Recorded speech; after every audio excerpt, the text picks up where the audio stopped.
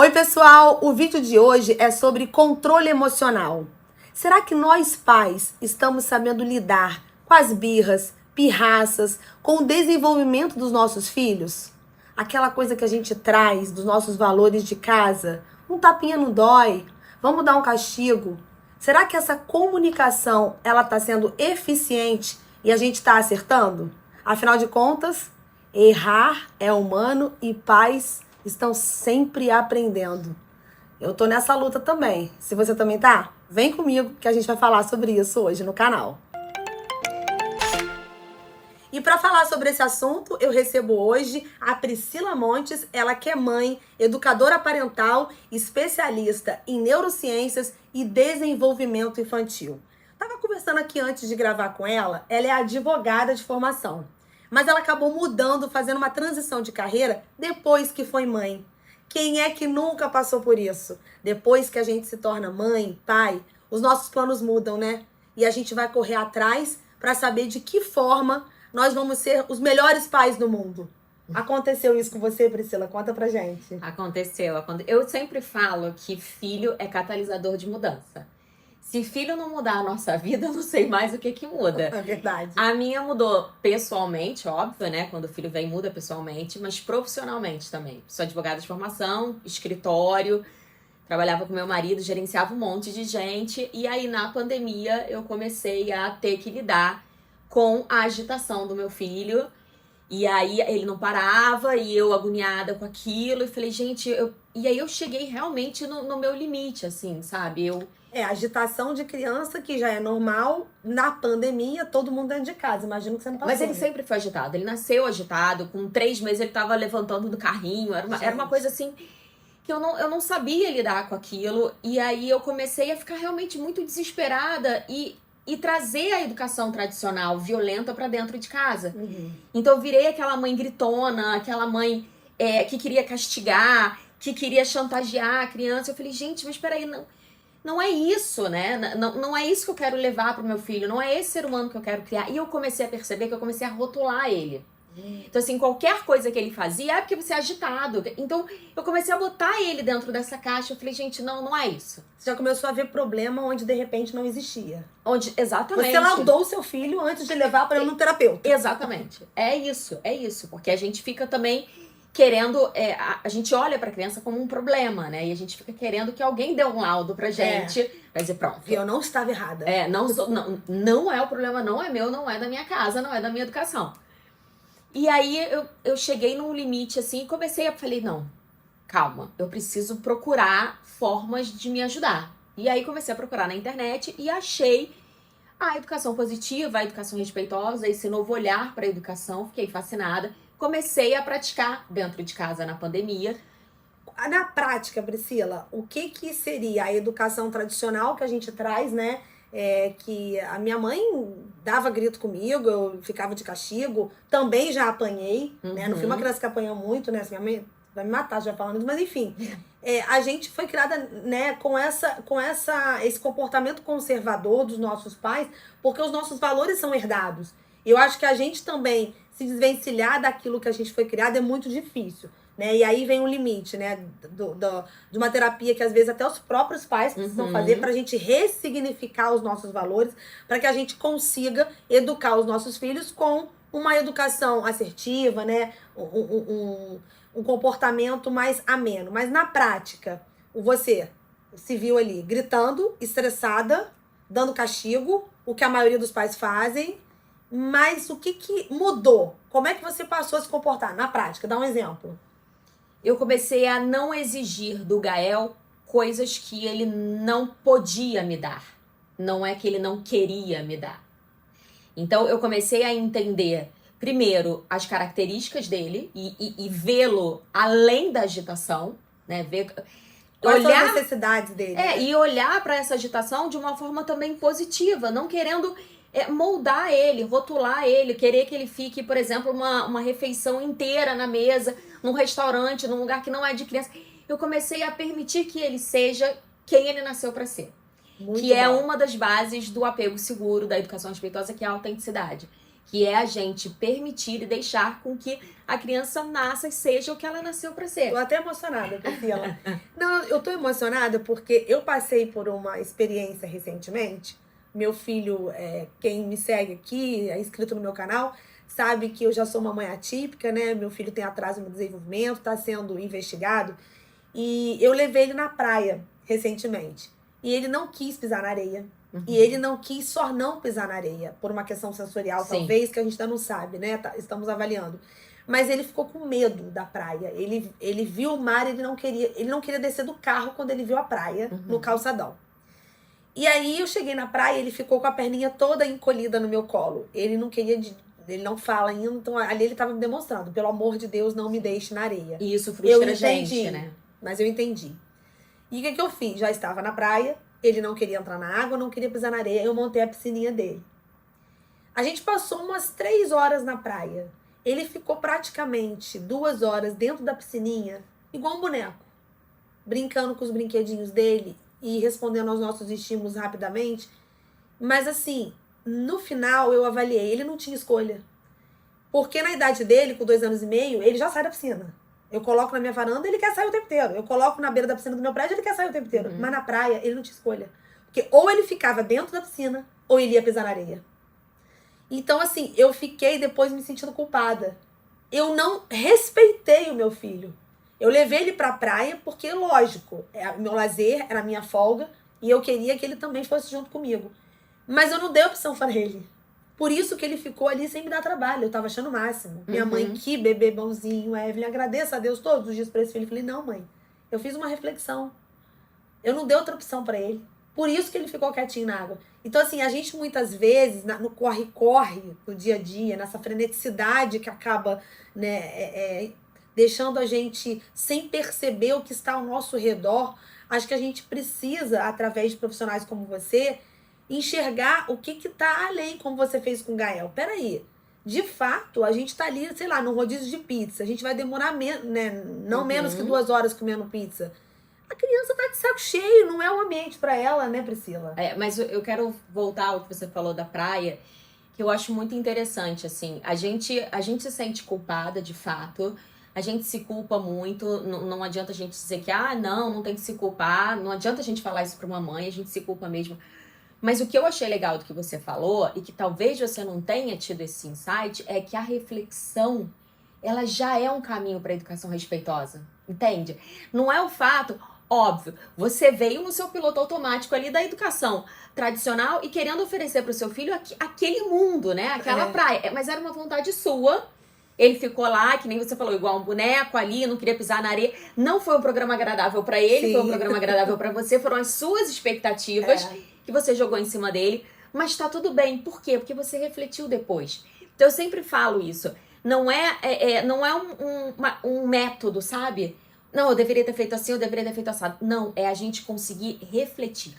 É a gente conseguir entender que, caramba, eu fiz isso com o meu filho, bom, ruim, mas olha só, é você ter esse insight. A tentativa, ela já é o bastante, sabe? É a gente tentar sempre fazer essa reparação.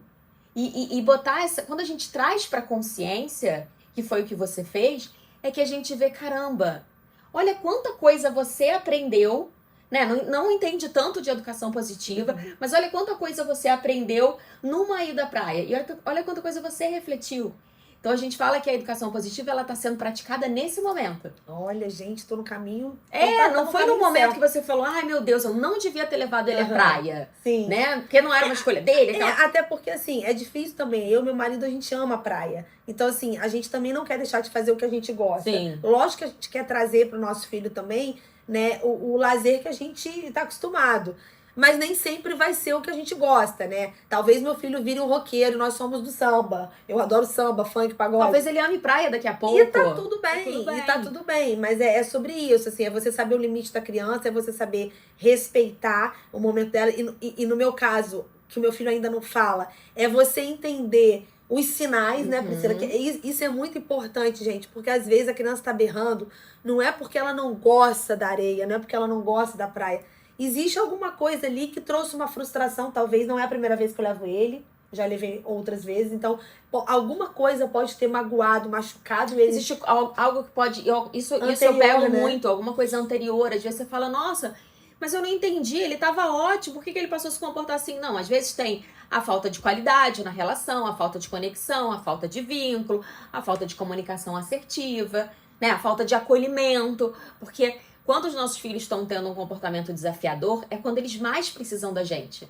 E é quando a gente mais se afasta. Que é o período da adolescência também, né? Ou Priscila, não, é o período da vida toda. Da vida toda. Eu fico pensando assim, cara, às vezes eu tenho um enteado de 15 anos, né? E eu fico pensando, gente, às vezes eu não sei, a gente não sabe como lidar com.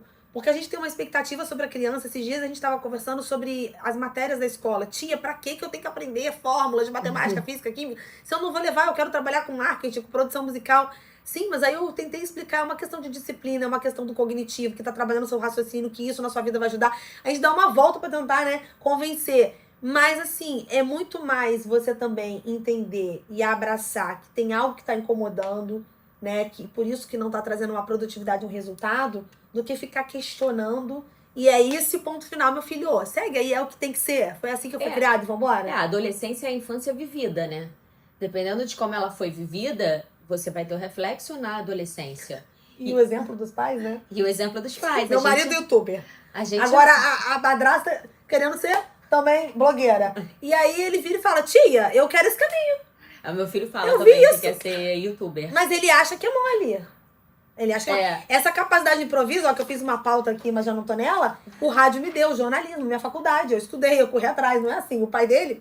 Sim. Repórter esportivo há anos, né? Hoje trabalha com o Flamengo, os maiores youtubers do Flamengo. Então, quer dizer, não é assim. Vocês têm que estudar primeiro, né? E o que você falou, né, da coisa da escola e tal. Assim, o emocional da criança é muito importante, né? Já ficou comprovado, inclusive, que o cognitivo depende do emocional. Ele depende do emocional. Então, a gente vê muitas crianças, muitas escolas ligando para os pais, né? E falando, aconteceu alguma coisa em casa, fulaninho não tá se comportando bem, fulaninho bateu no amigo, fulaninho... Mas espera aí, como que tá o emocional dessa criança? Quando essa criança erra, como que você tá, como que a professora, como que a escola tá lidando com esses erros? Como essa criança está sendo castigada, tá tendo quadro de recompensa, tá tendo estrelinha quando se comporta bem? Ou não, a gente tá ali ensinando a habilidade para a criança. Ela bateu no amiguinho, eu tô aqui, eu tô ouvindo o seu sentimento. Porque não é só quem apanhou que tem o sentimento, quem bateu também tá com o sentimento. Com certeza. Pode ser a raiva, pode ser a frustração. E as crianças se manifestam com o corpo, porque não tem o cérebro ainda desenvolvido. Então, de que forma que você, né, que tem o cérebro maduro, você adulto, de que forma que você vai emprestar o seu cérebro para essa criança? Que é isso, é a gente emprestar o nosso cérebro maduro, não usar as nossas mãos, né, com a violência, é usar o nosso cérebro maduro para emprestar para essa criança. Então, que habilidade que eu tô ensinando para ela? Tudo bem, ela foi lá, tava frustrada, bateu no amigo. Desenvolvimento ainda imaturo do cérebro, isso acontece. Mas como que eu vou ensinar ela a reparar esse erro? Não é castigando, não é punindo. Não dialogando. É dialogando, é acolhendo o sentimento para depois a gente lidar com o comportamento. A gente tem, principalmente nós mães, né? A gente vê a criança, nosso filho batendo no amigo, a gente já sai que nem uma desesperada. Desculpa, meu filho, não pode fazer isso, você bateu no amiguinho. Eu entendo, a gente tem essa coisa de querer consertar aquele comportamento, né? Mas a gente se esquece do sentimento da criança. A gente esquece que ali tem uma frustração, ali tem um protesto. E a gente não pôde protestar na infância. Então a gente tem dificuldade de entender o protesto da criança. Esse tempo não foi nos dado. Não foi. A gente tinha que engolir o choro, fazer o que tá mandando, sorrindo e contente. Ainda sorrindo você tinha que fazer. Então a gente. Cantinho do pensamento. Cantinho do pensamento, castigo, bater, enfim. Achar que a criança aprende na dor. Eu sempre falo. E aí a gente cresce e se desenvolve como adulto que acha que vai crescer na dor. Então a nossa vida passa a ser dolorosa, né? É isso. Eu sempre falo isso. Muito, assim. Acho que em todo lugar que eu vou, eu falo. A gente não prospera na dor. A gente foi acostumado a prosperar na dor. A gente prospera no amor. Tudo bem, os meus traumas, as minhas frustrações me trouxeram até aqui. Ótimo, a gente escuta, né? Eu sobrevivi. Foi desafio também. Mas a gente nasceu pra sobreviver? Não, a gente nasceu pra viver. A gente sobreviveu apesar de ter apanhado, apesar de ter sido castigado, apesar de ter engolido o choro.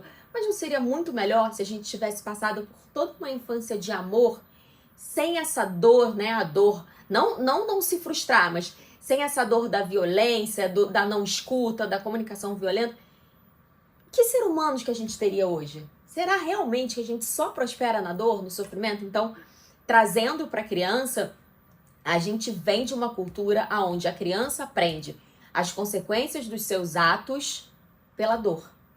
Então, por exemplo, a criança sai, bota o casaco que tá frio, bota o casaco que tá frio, bota o casaco que tá frio. A criança não quer botar e sai no frio, aí começa a reclamar que tá com frio. Uhum. Aí já é a consequência. Ela já está com frio. Você não precisa ficar lá adicionando dor. Tá vendo? Eu te falei, agora vai ficar doente, vai ficar de castigo, porque eu não vou tocar. A frustração já tá ali. Ela já tá tendo que lidar com aquilo, ela já existe. Ela já está no frio sem casaco. Ela já vivenciou isso. Só que a gente adiciona dor, que a gente acha que essa criança vai aprender na dor.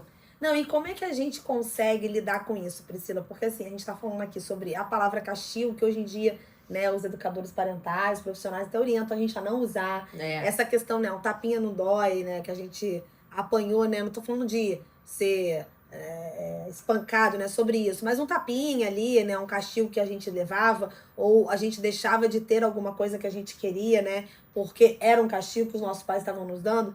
Como é que a gente lida, assim, hoje, na prática? Como a gente substitui esse tipo de castigo, esse tipo de comportamento, atitude que a gente tinha no passado? Eu vou te dar uma resposta que você vai falar assim pra mim. Ah, Pri, sério? Sério. Estudando de verdade, assim, porque a gente busca conhecimento, a gente estuda pra aprender uma língua, a gente estuda pra tirar carteira de motorista, faz autoescola, a gente estuda pra tudo.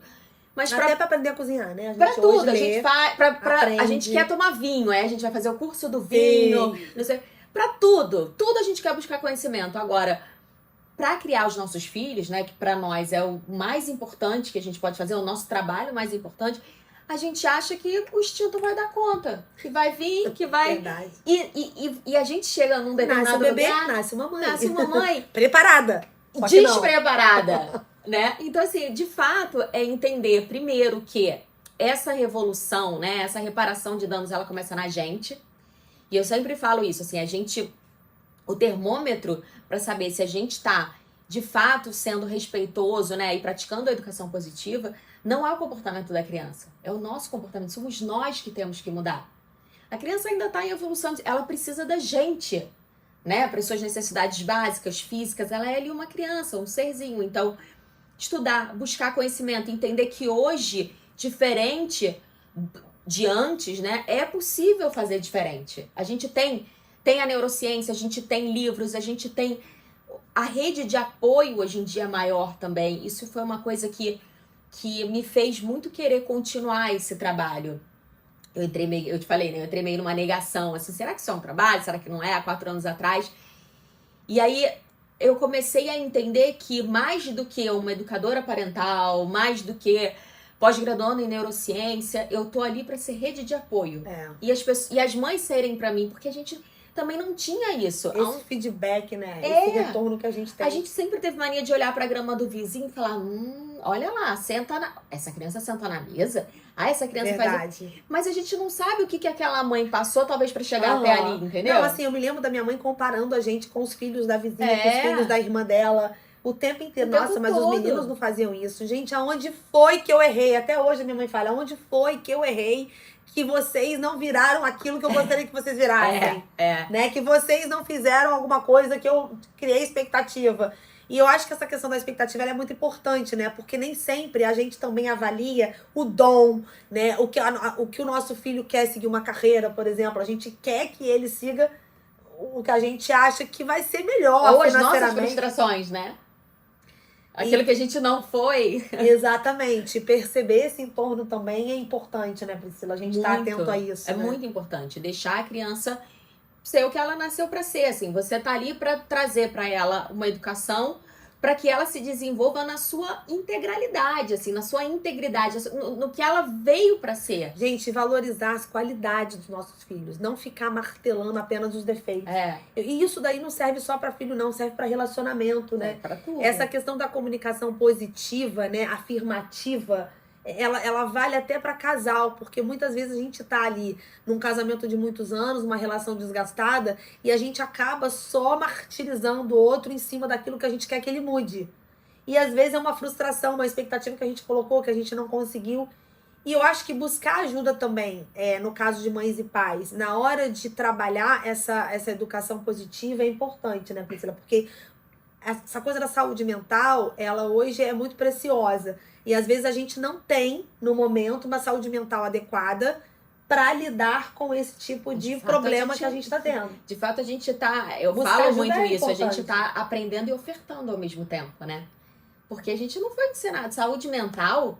Nem sabia falar nesse Saúde termo. mental era uma coisa assim. Criança, a gente olhar pra saúde mental de uma criança, então, era uma coisa assim, não.